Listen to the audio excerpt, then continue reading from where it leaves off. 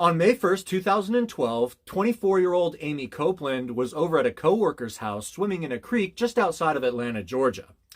After a little while, the two discovered a homemade zip line not too far away from the property and decided that would be fun, so they started taking turns. On Amy's second turn down the zip line, she heard a loud snap. That was the zip line breaking. This caused her to fall on some jagged rocks, which gave her a nasty gash on her left leg. It was bad enough she had to go to the hospital to get 22 stitches. They also gave her some antibiotics. After a couple days, though, Amy noticed the wound did not appear to be healing at all, and the pain was no longer localized to her left leg. It seemed to be spreading. On the third day, she woke up in the morning unable to speak. Her tongue had swollen up and was all scaly, and the wound itself appeared to be rotting. Her boyfriend rushed her to the emergency room, where it didn't take doctors long to figure out that her wound had been exposed to some bacteria in the water, and this in turn caused a condition called necrotizing fasciitis, or in layman's terms, flesh-eating bacteria.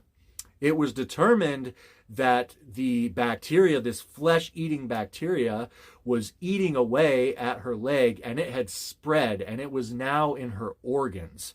To save her life, they were forced to amputate her left leg and part of her abdomen. So basically her entire left leg and part of her abdomen on the left side. This, however, would not stop this bacteria from continuing to eat away at her.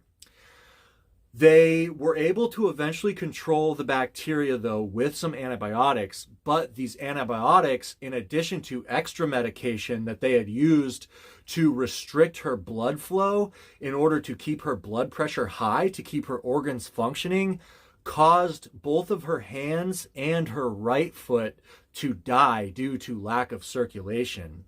Eventually, they would end up having to amputate both of Amy's hands and her other foot. Amy, though, would eventually make a full recovery. She would get a prosthetic, and today she has since earned 2 master's degrees, and she has started a nonprofit organization helping people with similar disabilities, and she works at the rehabilitation center that she recovered in after her amputations. This is a picture of Amy today.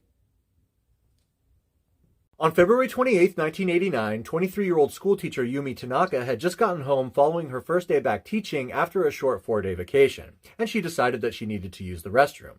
Now, for the purposes of this story, it's important that you know how her toilet was set up. At this time in Japan, many of the toilets were squat toilets. It's effectively just like a hole in the ground that you hover over. And this leads to a 14-inch wide pipe, which goes down to a rectangular septic tank, which goes over to another 14-inch wide pipe that comes up outside of the building, and it's got a cap on it. This way, workers can come by and they can just put a pump hose down in the pipe on the outside and suck out the human waste without ever interfering with anybody who lives in the apartment structure. So she goes in to use the restroom, and she can see down through the hole in her toilet, and she notices something very strange. It looks like a leather shoe or something like that, which means somebody might be putting trash down the pipe on the outside of her building. So she goes outside to check it out. And she is further concerned when she goes outside. She sees that the cap is off of that pipe. And she looks down in there and immediately sees a pair of bare human feet. And she screams and she almost passes out. The scream attracts a neighbor who comes over and immediately calls the police. The police show up and quickly determine that the person who is down now in her septic tank is deceased, and they cannot get him out of there. They have to call firefighters, who have to bring in an excavator to remove this person from her septic tank.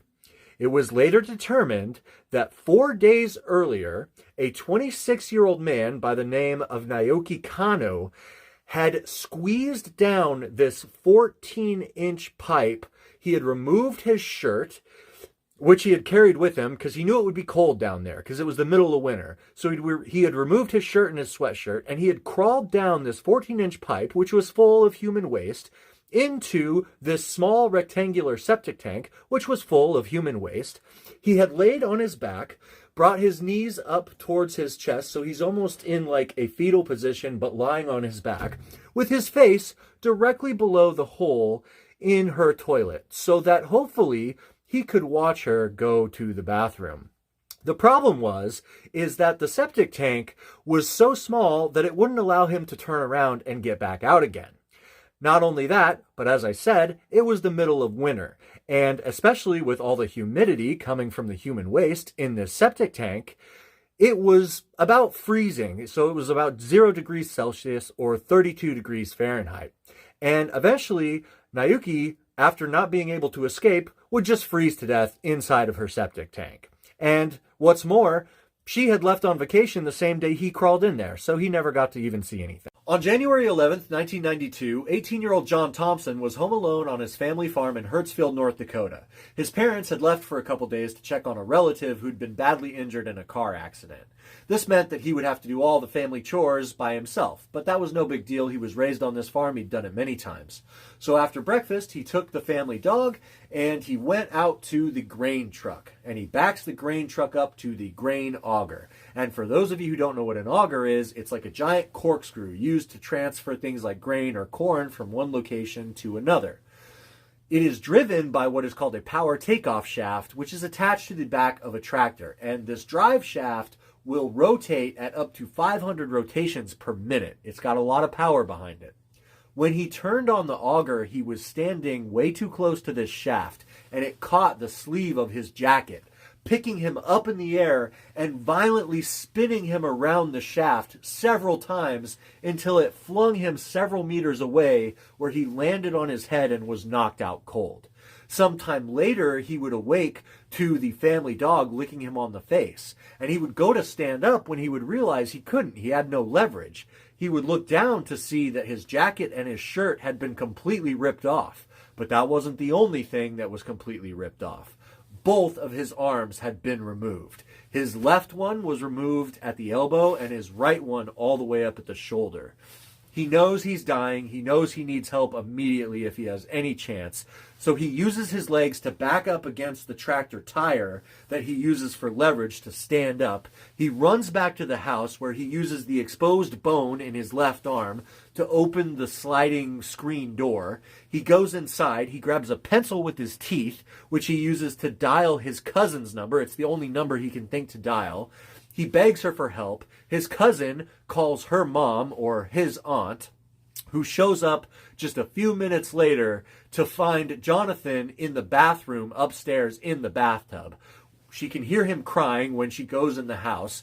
She tentatively goes into the bathroom, and she just sees his head poking out from behind the shower curtain, and he's crying, "I have no arms, I have no arms," which is completely true. But she would end up calming him down, and they would call 911. The ambulance would show up quickly. They would bring him to the hospital, and miraculously, the arteries had kind of constricted in his arms, and he lost over half the blood in his body, but the arteries constricting saved his life. And they were able to replace both of Jonathan's arms. Even though today he doesn't have very good use out of either one of them, his hands are pretty much permanently contracted into fists.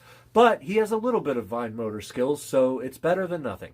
In early May of 2018, a man by the name of Prabhu Bhattara was returning from a wedding in eastern India with 2 other people.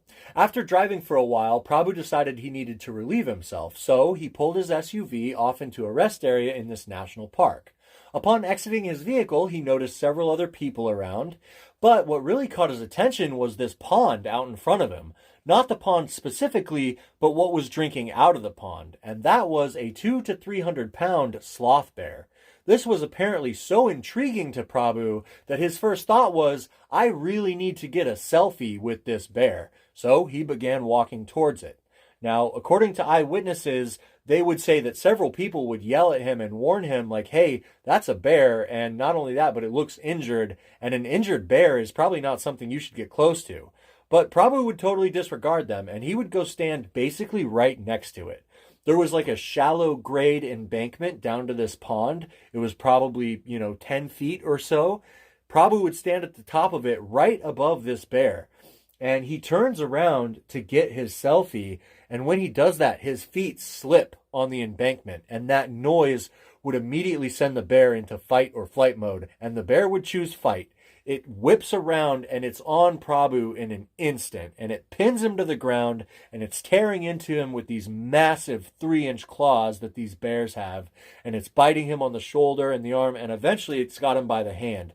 And it's at this point that everybody that's just standing around watching pulls out their cell phones and begins to record. Nobody really makes a move to help him, except for one guy comes up for about 5 seconds with a long skinny branch and kind of gives the bear a couple of love taps before he backs back off, and just everybody's just standing around watching as this bear tears this guy to pieces for the next couple minutes.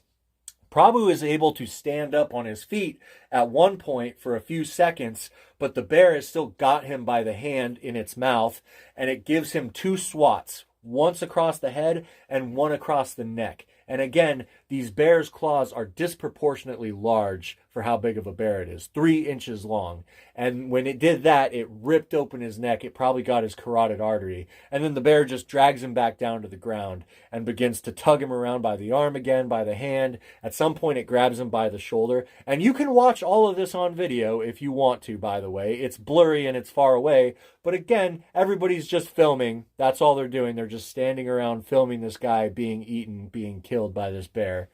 So you can watch it if you want. At some point, a dog comes in, a stray dog, and tries to help, but it doesn't deter the bear at all. Prabhu is killed on the spot in front of everybody as they film it. Park rangers would come out later, tranquilize the bear, get its body, and treat the bear for the bear's injuries. At around 3 p.m. on December 16, 2004, tourist Lenka Mirzalkova was lounging on West Beach near Adelaide in southern Australia. As she looked across the beautiful calm water, something caught her eye, and she would take this picture of what she was looking at. Now, at the time, Lenka thought that maybe she was seeing a very large dolphin, but had she known a little bit more about the local wildlife, she would have realized that she was not looking at a dolphin. About 15 minutes later, or 3:15 p.m., 4 teenage boys were 300 meters offshore enjoying the day in their 4.5-meter aluminum boat. These were 18-year-old Nick Peterson and 16-year-olds Andrew Tomlin, Adam Floriani, and Ty Wheeler. Now, what these 4 boys were doing was taking turns dragging one another behind the boat being towed on a surfboard that was attached by a rope. So they've been doing it for a little while, and Andrew was the first one being towed. When Andrew yells up at the other boys, he says, "Hey guys, my turn's over, I'm done." So they stop the boat, Andrew hops off the board, he goes and climbs back on the boat, and then Nick Peterson jumps in the water to begin to swim to the surfboard. Now, Ty Wheeler, who's on the boat, is looking at Nick when he jumps in. And he says as soon as Nick jumped in and began swimming, something large and black began to surface beneath Nick. But Ty didn't really know what he was looking at first. However, it didn't take very long to find out, because just moments later, a 5-meter or roughly 16-foot great white shark would rise out of the water, and its big giant jaws would latch onto Nick around Nick's left shoulder and his left arm. And it would begin dragging Nick in a circle around the boat. And Nick is screaming and yelling, and he's fighting. He's fighting as hard as he can. He's punching the shark. He's trying to go for its eyes. It's not deterring the shark. And Nick would actually have the wherewithal to yell at his friends, yelling for help, but he would say, "Hey, throw me the board," as in maybe he can hold on to it to keep this shark from pulling him underwater. Unfortunately, as soon as Nick would ask for that board, the shark would pull him under the water, and it would actually pull him under the boat. Now, the boys are trying to hit the shark with the oars on the boat, but it's not doing anything. And as soon as the shark gets Nick under the boat and to the other side, the boys can see the shark releases Nick for a second, and then it re-grabs him, and when it does, its jaws are now around his torso, and the shark bites down and shakes, and Nick is torn in half at the waist, and the shark takes off with Nick's upper half before the boys say a 4.5-meter great white shark, a second great white shark, comes up and grabs Nick's lower half. The only thing that would ever be recovered of Nick between that day and the next day were 2 small portions of Nick's lungs. The sharks consumed the rest of him. On May 1st, 2020, in Charleston County, South Carolina, 58-year-old Cynthia Covert was over at her friend and client Barbara's house doing Barbara's nails. And they were doing this appointment on Barbara's enclosed back porch, which overlooked her yard and then a large freshwater pond. Now, Barbara would later state that Cynthia was acting very strangely. Normally, she would be very, very professional, but today, not so much. She was talking a lot. She was just super bubbly. She was talking about her boyfriend who was coming to visit, and it was just totally unlike her. And she had showed up with a bottle of wine, although Barbara said she didn't witness her drink any of it.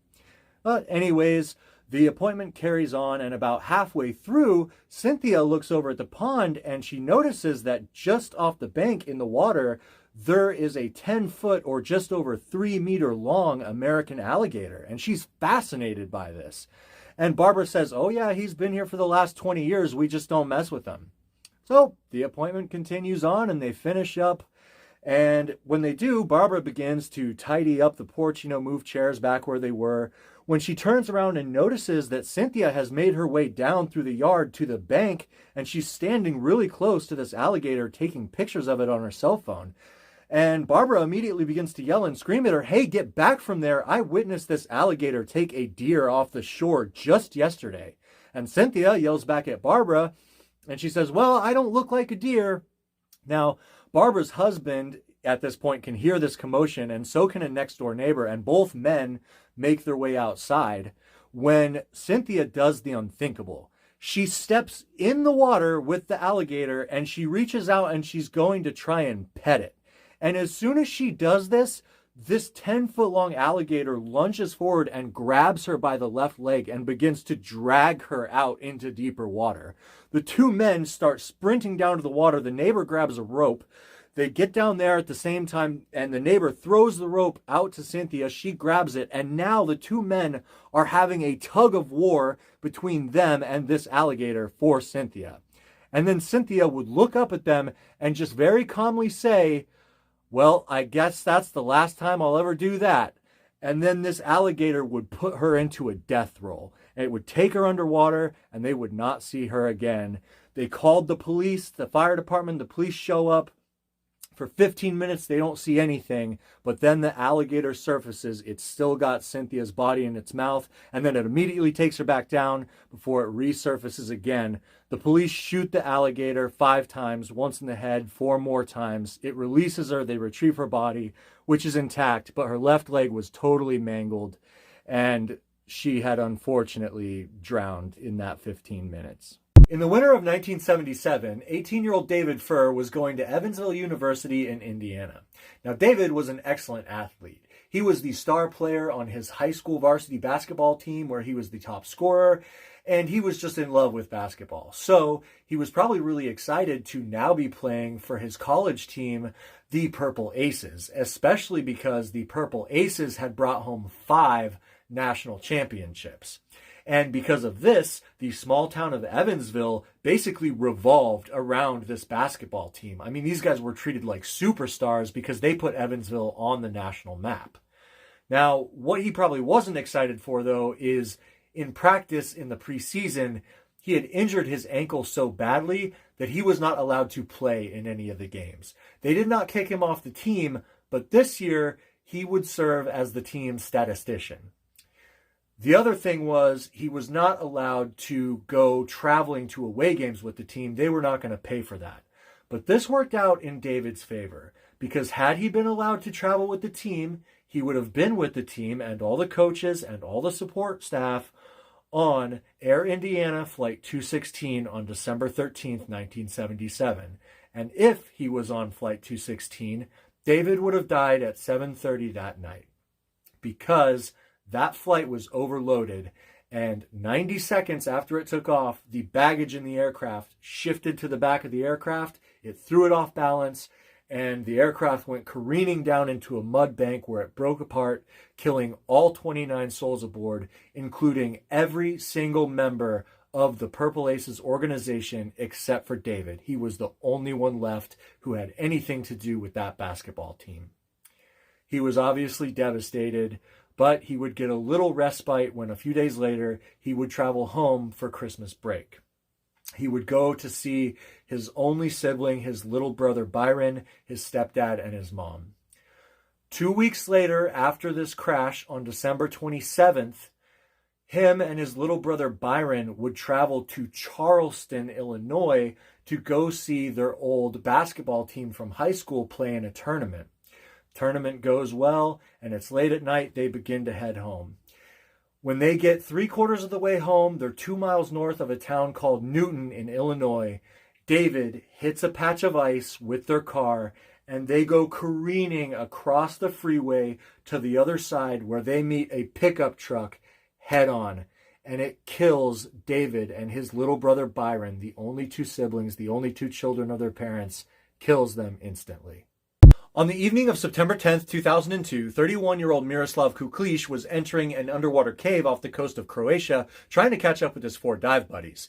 He had entered the water about 10 minutes after them because while they were on the surface, the 4 had explained to him that they were going to check out this underwater cave. But Miroslav had told them he wanted nothing to do with this cave. He was just going to go on an open water night dive. So they said okay, and they went without him. Unbeknownst to Miroslav, as soon as the 4 had entered this 2-meter wide hole in the bottom of the ocean, they had immediately recognized it was well beyond their skill level, and they had turned around and gotten right out of there. Unbeknownst to them, though, Miroslav had made the exact opposite decision, and as soon as he got in the water, he went right down to the cave entrance and barreled down after him, and I mean, he really went for it. Now, the way that this cave is set up is there's a 15-meter deep chute, which leads to 2 different passageways, which lead to 2 different underwater caverns, the shallower one, or the upper gallery, and the deeper one, the lower gallery. The bottom of the lower gallery is about 54 meters or 180 feet deep. Okay, so what Miroslav does is he dives down this 15-meter corridor. Now, bear in mind, the walls are super narrow in these corridors, and you're kicking up silt the whole time, so you can't see anything. And where the 3 meet, it's almost impossible to tell which is which, because again, you can't see, and unless you know this cave like the back of your hand, I mean, being underwater is really disorienting. You don't know if you're going to the deep one, the shallow one, or up to the exit. It's kind of just a guess if you don't really know the cave. So he goes immediately down, and he goes immediately into the deep gallery. He makes it all the way down to 165 feet before he realizes he needs to turn around and get out of there. So he makes his ascent back up, and he makes his way back up to where the 3 separate again. And he needs to find the exit. But instead of finding the exit, he goes into the shallow gallery. And now he is running out of air, and he really needs to find the exit. So he goes back up to where they all 3 separate, and he's doing this probably mostly by feel now, because again, with the silt, you can't see. So he has a 50-50 shot. But instead of picking the exit, he picks the way he just came from, and he goes back down into the deep gallery. And at this point, we know when he hits the deep gallery again, he runs out of air.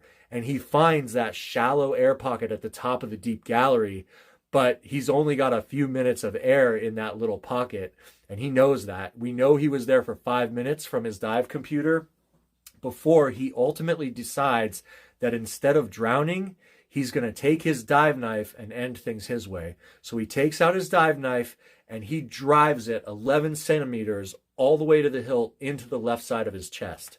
Unfortunately, he would still drown a few minutes after this. We know this from the autopsy report. A police diver would also drown trying to recover his body. On February 6, 1820, 16-year-old Charles Ramsdell would be sitting on a boat with his best friends, considering saying something he would have never imagined.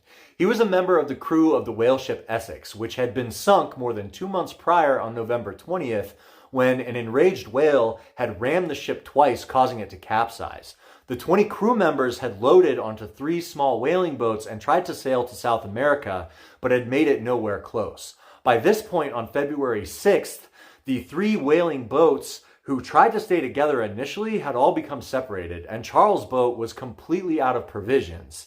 The last time he had eaten anything was on January 28th, but it wasn't provisions that he was eating.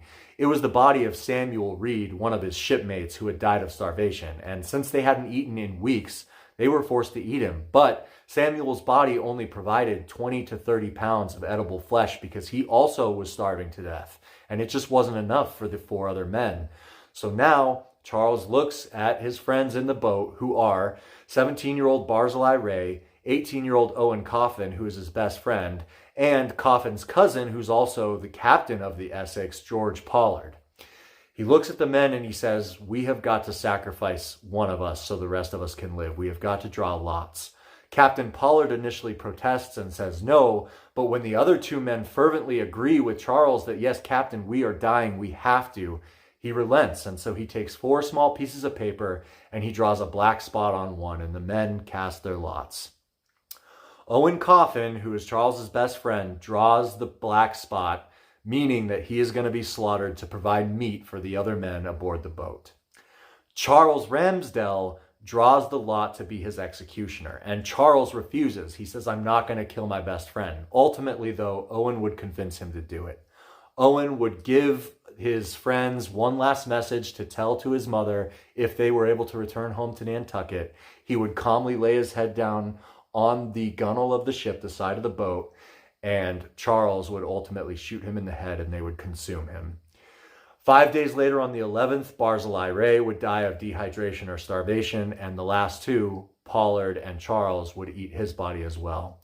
They were rescued by a French ship on the 23rd, and when they were rescued, they were so out of it, they were so delirious, they didn't even realize they were being rescued. But they had crushed Barzillai's bones on the bottom of the boat because they had run out of meat, and they were eating the marrow out of the bones. Not only were they clutching fistfuls of his bones, but they had shoved their pockets full of Barzillai's bones. And even once they were on the French ship, they could not get them to part with those bones. They were just so focused on the smallest amount of food. On October 20th, 2002, sisters Isabel and Valerie von Jordan would embark on what was supposed to be a 4-day guided tour of the Kakadu National Park in Australia. The 2 sisters, who were students from Heidelberg, Germany, were on a vacation that had already been marred by tragedy, though. Just 1 week prior, a terrorist organization had detonated 3 bombs in Bali where they were at, and it had killed 202 people. One of the bombs detonated at a nightclub that the sisters had just left an hour before. So understandably, they were extremely upset and heartbroken over this terrible tragedy, and it had basically ruined their vacation. But they were going to do their very best to just enjoy this beautiful time out away in nature and use it to kind of forget about everything that had happened. So on the evening of October 22nd, they were sitting around a campfire with the 7 other members of their tour group when one of them recommended, "Hey, let's go for a nighttime swim." And everybody agreed that yes, this would be a fun and refreshing way to kind of wrap up our evening.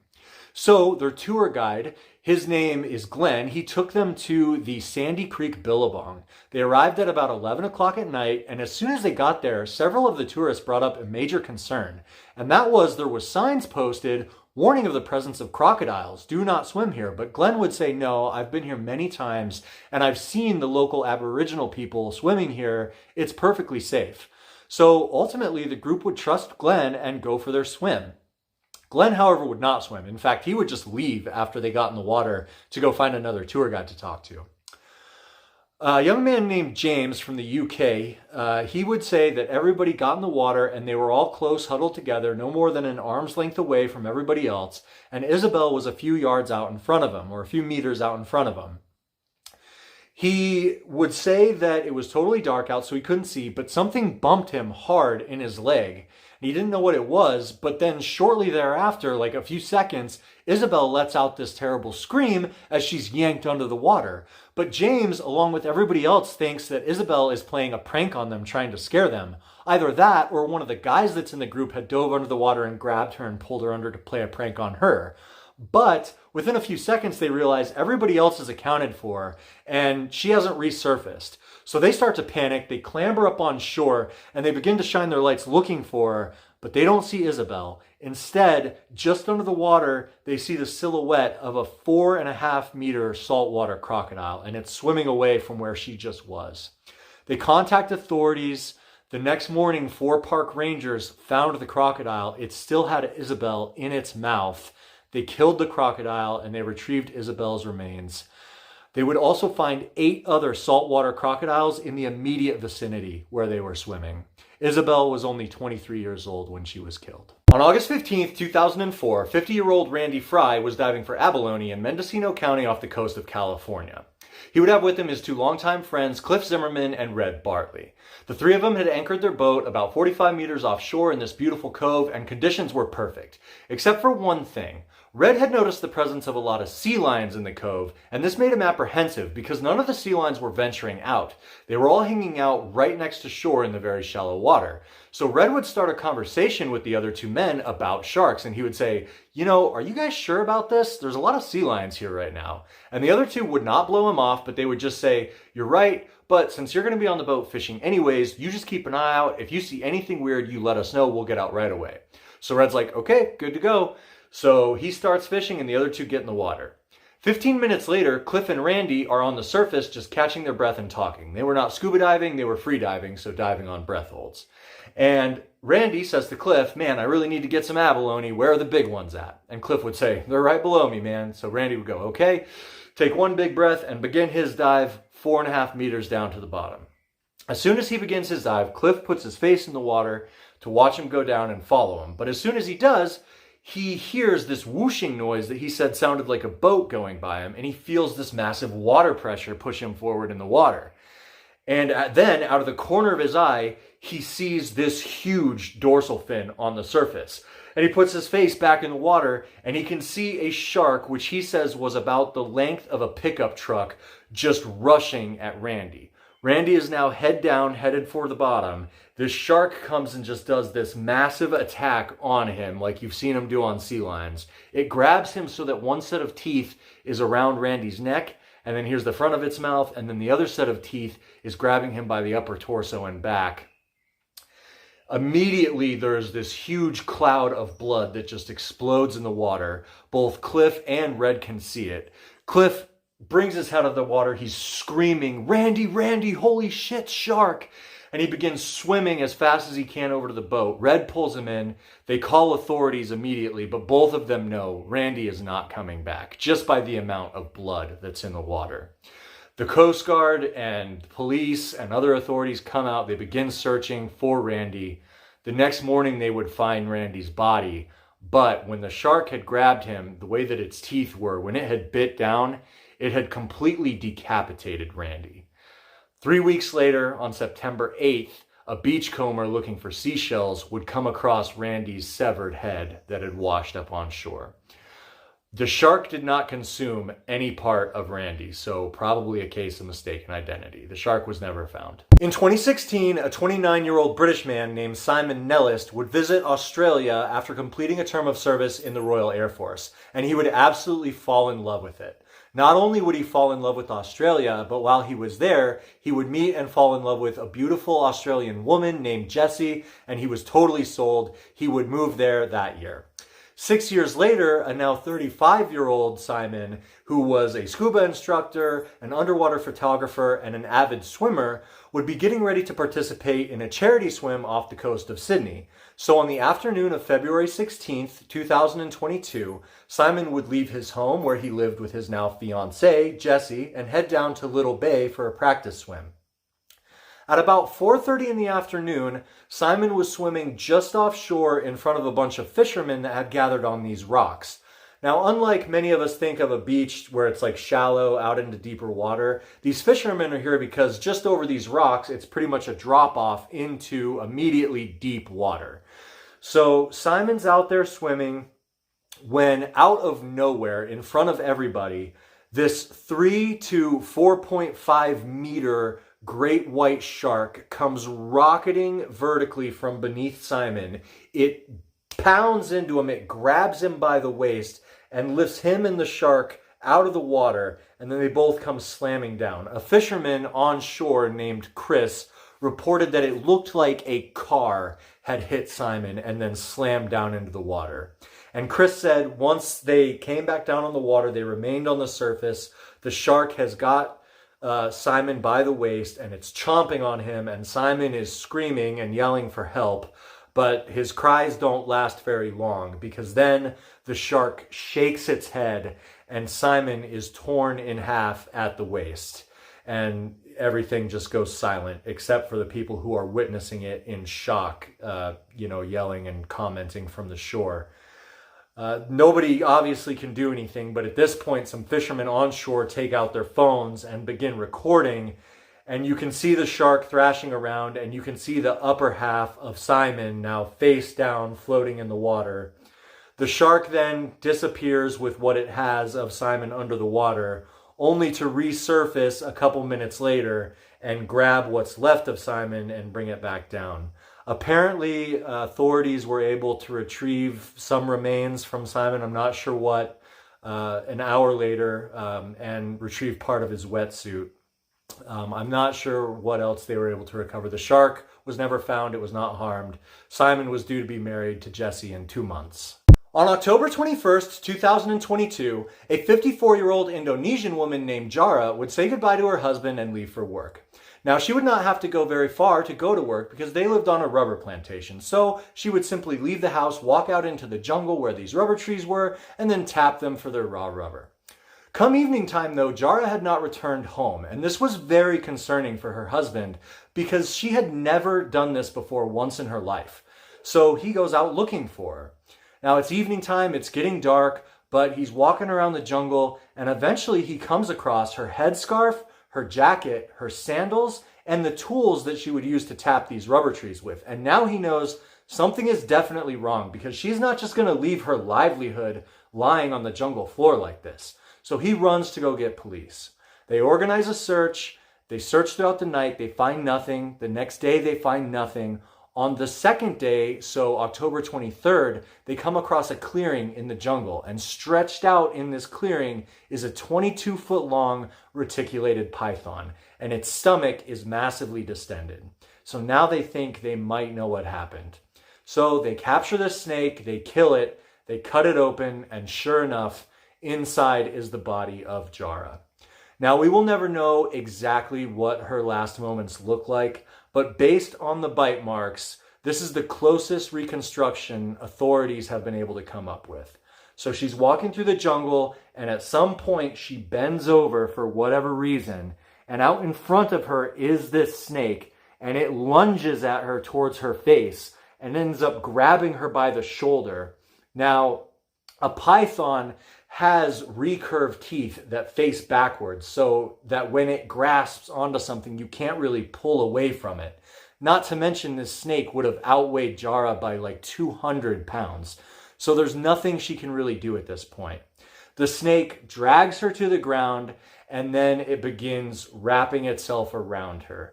Pythons are constrictors, meaning they kill by constricting, squeezing their prey. As the prey exhales, the snake will squeeze tighter and tighter until eventually the lungs can no longer expand and you can't take in any more oxygen. Eventually, Jara would have suffocated to death, at which point the snake would have taken the next several hours to swallow her whole. Several people in Indonesia in the last couple years have been killed by pythons well over 20 feet long. There are pictures of this incident online. Be warned, they're graphic. If you look it up, there's also pictures of another 54-year-old woman from a different island that was also killed, so don't get the two confused. This one was this year. On June 7, 2014, 62-year-old Bill Scott would be camping and fishing at the Bildean Billabong in the Northern Territory of Australia. He would have with him his wife Rosalind, his adult son Aaron, and Aaron's wife Joanna. The four of them had just returned from 4 hours of fishing. It was about 2 o'clock in the afternoon when they got back to camp, and they had pulled their 11-foot aluminum boat up to shore, whereupon 3 of them had gotten out of the boat, but Bill remained in the boat. Bill was going to remain in the boat because he was collecting water in buckets to use for a shower later. The other 3 had kind of strung them out in a human chain so that Bill could pass them these buckets of water. Now, Bill has just filled and passed the last bucket of water to his wife Rosalind when from under the boat there is this thunk, and the boat is rocked back and forth, and Bill kind of falls down and throws his left arm out to kind of catch himself. Rosalind, who's looking at Bill at the time, kind of jokingly quips to Joanna and says, "Oh, look, little Billy has fallen down in his boat."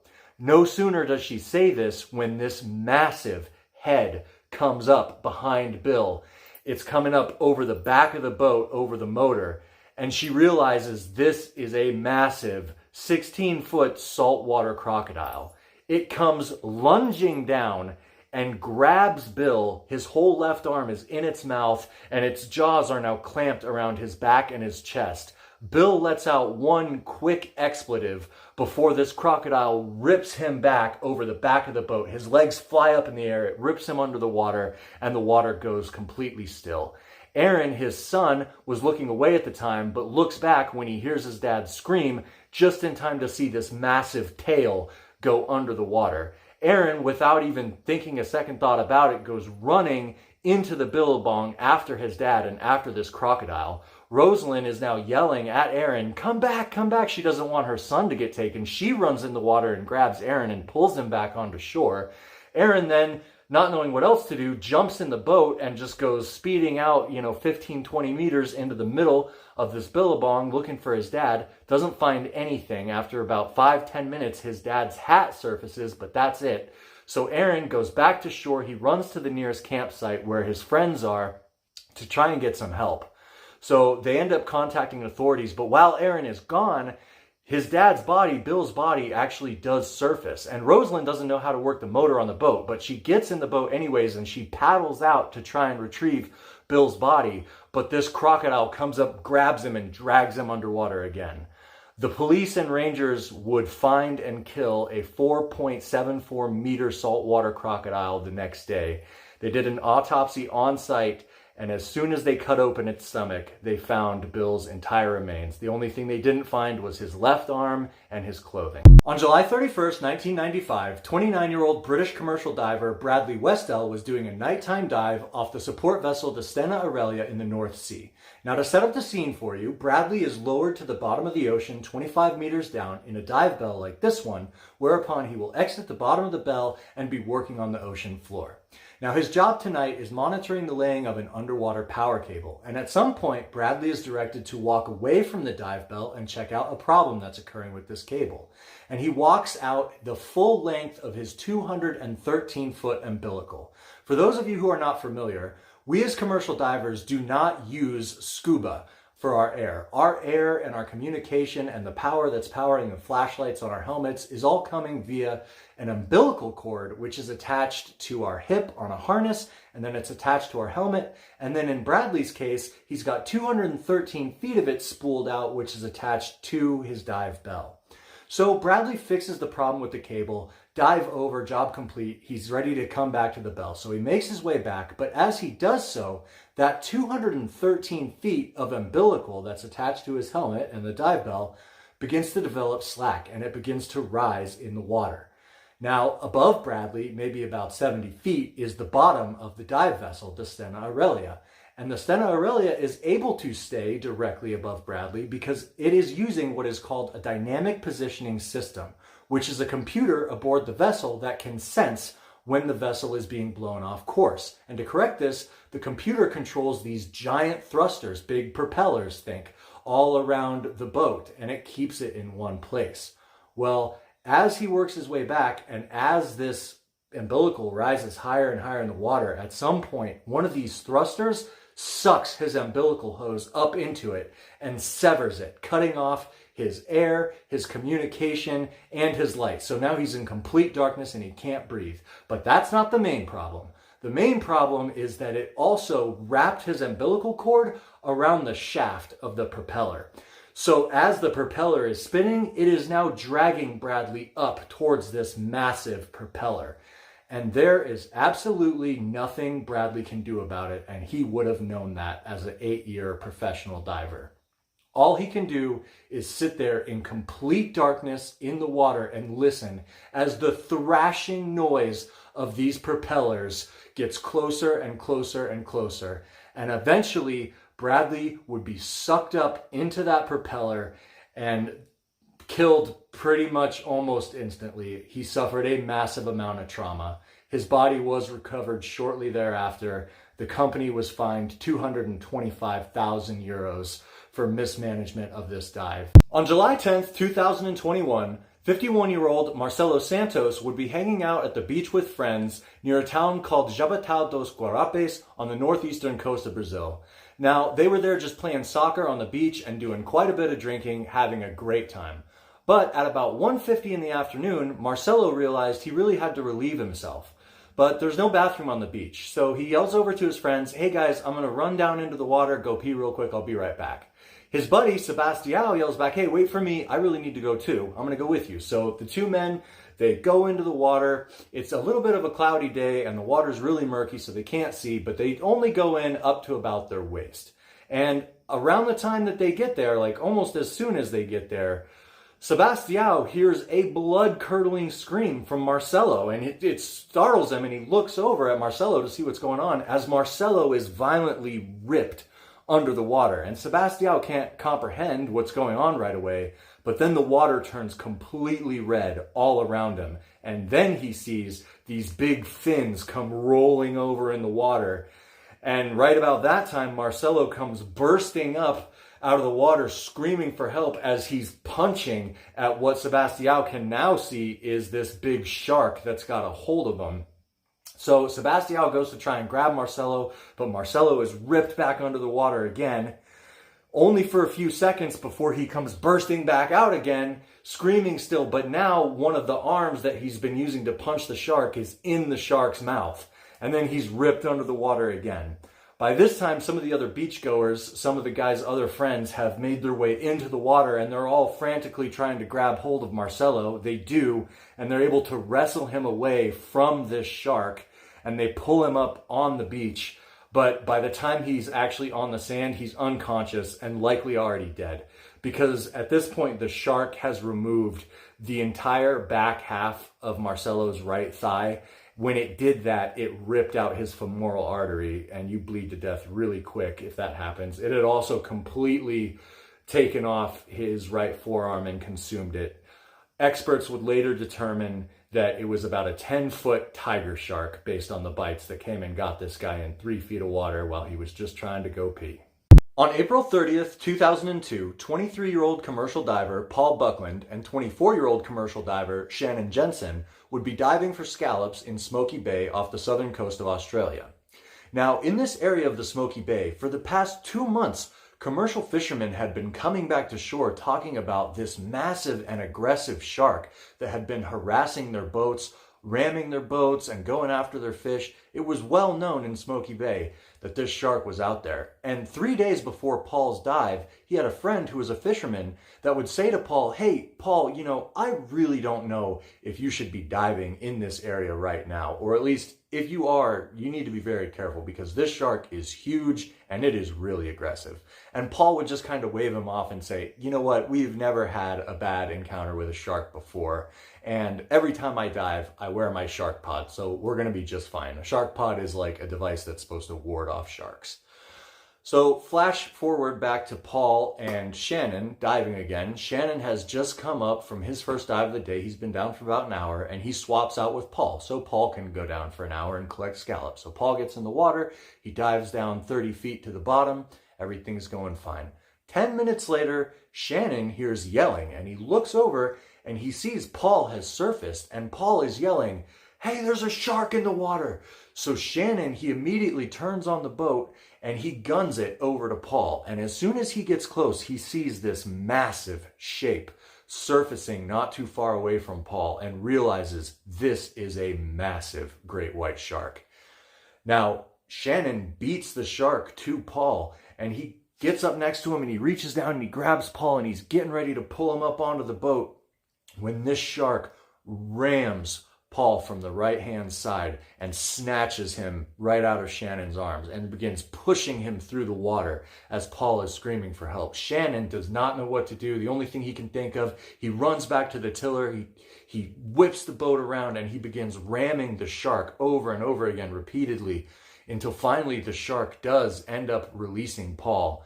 And Shannon gets the boat up alongside Paul again, and he reaches down, he grabs him, and he pulls him up and out of the water, but it's too late.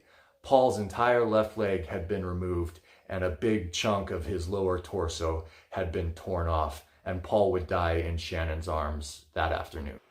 On July 15th, 2015, 39-year-old commercial diver Luke Seabrook was conducting a routine inspection dive at the Nova Scotia Power Tidal plant, and he was inspecting the sluice gates. Now, if you don't know what a sluice gate is, it is a big, giant gate that opens up and down vertically to allow water to pass through or to deny water to pass through.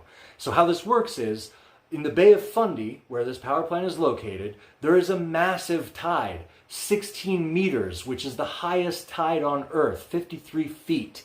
And as that massive tide comes in, these gates are opened and it allows water, it forces water through these gates into this reservoir on the other side. And before the tide goes out, these gates are closed, the water in the reservoir is trapped and then forced through a turbine, and it creates electricity. So Luke is just going down to check out these gates. It's a dive he's done before. He's just making sure that they look okay. It's him, his standby diver, and his supervisor. About a minute after Luke gets into the water, his standby diver and his supervisor hear 3 frantic words from Luke come over comms, and he just says, "Pull me out." And they try to. They grab his umbilical, which is his air hose, and his comms hose that's attached to his helmet and his dive harness, and they start to pull, but it won't budge. And they very quickly realize something is very wrong, because that means he's stuck. And the only way that he's stuck, there's nothing down there, the only way that he's stuck is if one of those doors is partially open. Those doors were supposed to be completely closed before Luke went in, because the massive amount of water pressure on the bay side is going to be forced through that door to the very low pressure side of the reservoir, if they're open at all.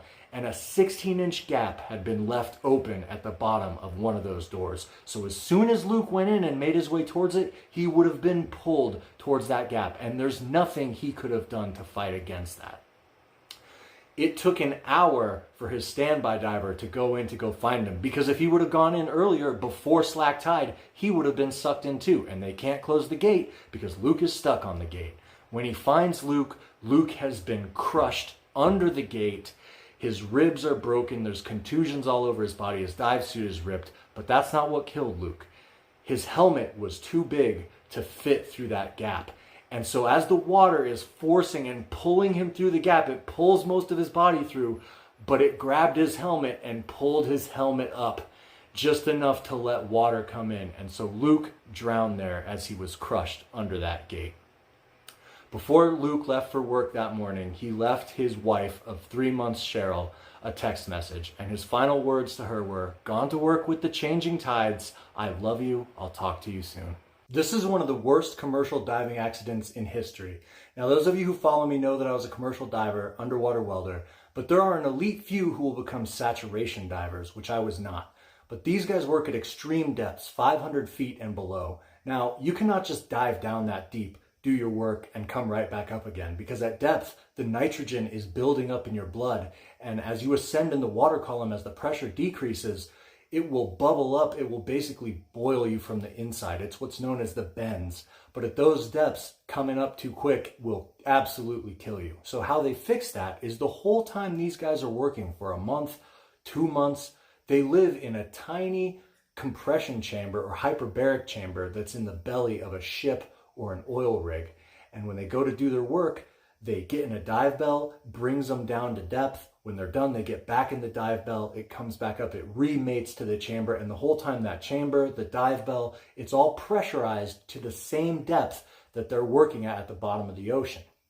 Okay? So step aboard the Byford Dolphin oil rig, 1983. We've got 4 divers, Coward, Lucas, Hellevick, and Bergerson.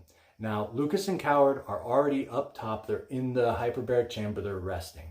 Hellevick and Bergerson have just completed a dive. They're in the dive bell. It comes up and it mates to the hyperbaric chamber. So they're going to climb in to the hyperbaric chamber where they can rest on their cots. But before they can do that, they've got to turn around and they've got to shut the door between the chamber and the dive bell so that the dive bell and the little section connecting it can be depressurized so the dive bell can be removed.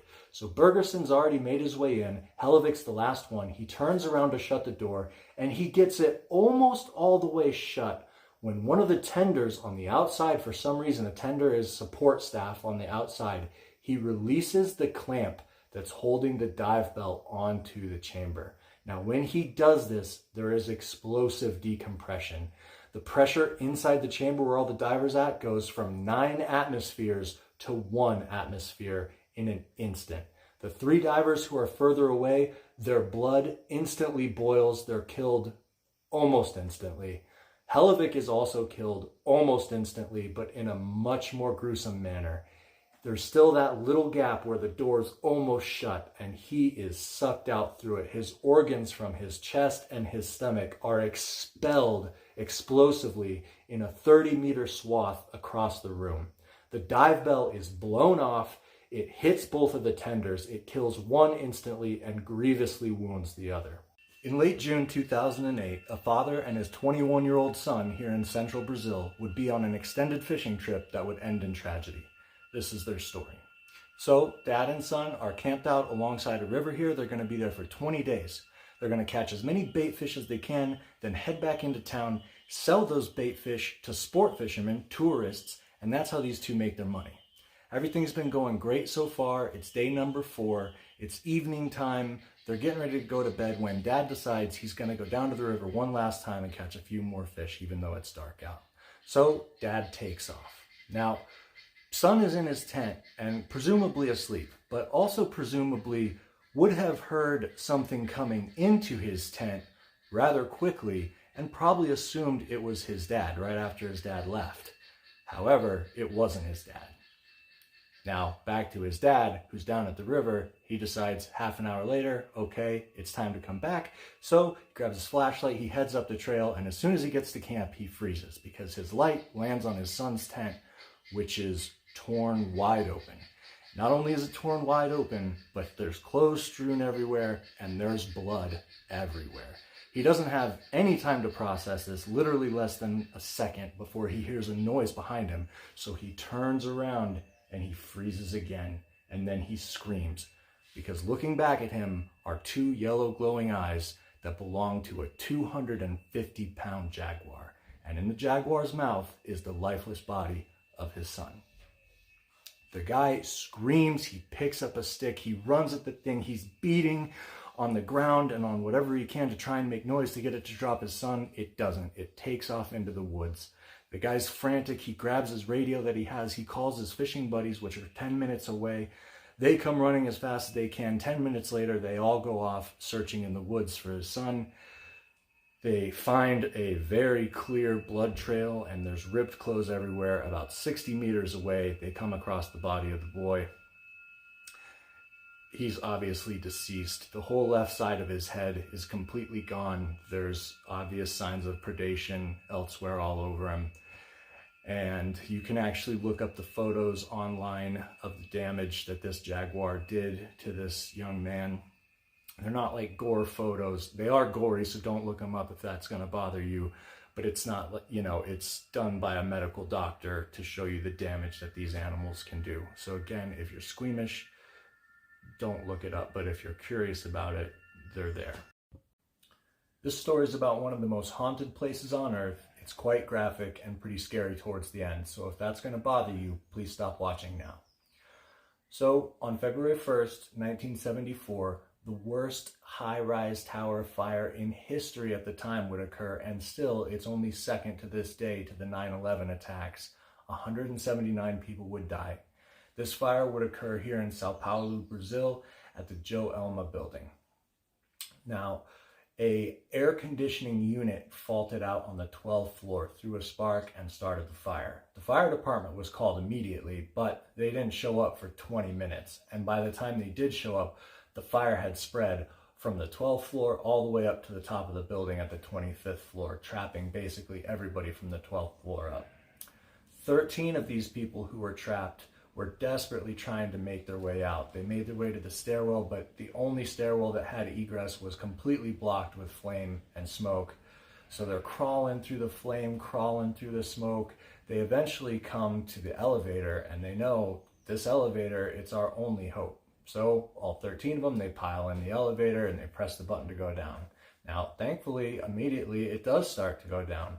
However, when they get close to the 12th floor, the flames envelop the elevator and it stops, and they're just trapped there, and they're screaming and crying for help. The elevator's filling with smoke. It's getting hotter and hotter, but nobody's coming to help them, and they know that. So in their final act, all 13 of them get down on the ground. They all hug each other in one final embrace, and that's how they're found later that day when the firefighters come in to recover the bodies. Now, when the firefighters did go in there to recover the bodies, they couldn't be identified as individuals. They were burned too badly. So all 13 of them were buried side by side in a graveyard less than 6 miles away called San Pedro Graveyard, or San Pedro Cemetery. And shortly after they were buried, people started reporting hearing screams and cries for help from the graveyard, although they didn't really know where it was coming from at first. They thought it was actual real people. The caretaker of that graveyard, Luis, he ended up discovering that these cries and screams were coming from that area. And later on, people would go at night and hear these screams and cries for help, help, give us water, we need water. And one day, trying to make them stop, Luis decided he was going to give them water. So he had his little pail that he used to water the flowers at the graves, and he poured water all over them, and it made them stop. But later on, they would start screaming and crying again. So he would go back every day and pour water on them. And now people come to that graveyard and they leave cups of water instead of flowers on the graves. In 2012, a 47-year-old man living on a rubber plantation here in northern Brazil decided to go hunting with his 2 sons. So, him and his boys, they gathered up their dogs, they grabbed their rifles, and they headed out into the bush. Shortly after their hunt began, though, their dogs would corner an animal that would change their lives forever. That animal was a giant anteater. Before we talk about what actually happened, though, let's take a second to talk about these anteaters. So if you're like me, before I got here to South America, I thought of anteaters as being a very benign animal. And for the most part, that's true. They have terrible eyesight, they have horrible hearing, they've got no teeth, and for the most part, they don't want to have anything to do with people. However, they can get over 7 feet long, weigh upwards of 100 pounds, and they have massive dagger-like claws on each one of their forelimbs, 3 of which are extremely developed and they use for self-defense. When threatened, a giant anteater will stand up on its hind legs and it'll bow up on you and sway back and forth like this. It's actually kind of comical to watch, but not so comical if you actually challenge one. So with that in mind, back to the story. So my man, the dad, he's afraid to shoot this thing because he's afraid he's going to hit his dogs. So he decides to take out his big long bush knife and he approaches this thing, presumably to try and kill it with the knife, which is a horrible idea. As soon as he gets close to it, this thing grabs him, wraps him up in like a hug, and begins tearing at him and stabbing him with these massive claws. His 2 sons are able to pull him away, and one of the sons shoots the anteater to death with his rifle, but it's too late. The guy dies of blood loss almost immediately. It had severed his femoral artery, and once that happens, it's very quick that you bleed out. These animals are so powerful that jaguars won't bother them. They're capable of fending off jaguar attacks. So with that in mind, if you see one when you're down here, just leave them alone. Let them be anteaters. Let them eat termites and ants. It's not worth it. You can actually look at the post-mortem photos of the damage that this thing did to this guy. I will warn you, they're fairly graphic, so if that sort of thing is a trigger for you, if that's not something that you're used to seeing, I would recommend that you don't look them up, but they are on the internet if that's something that interests you.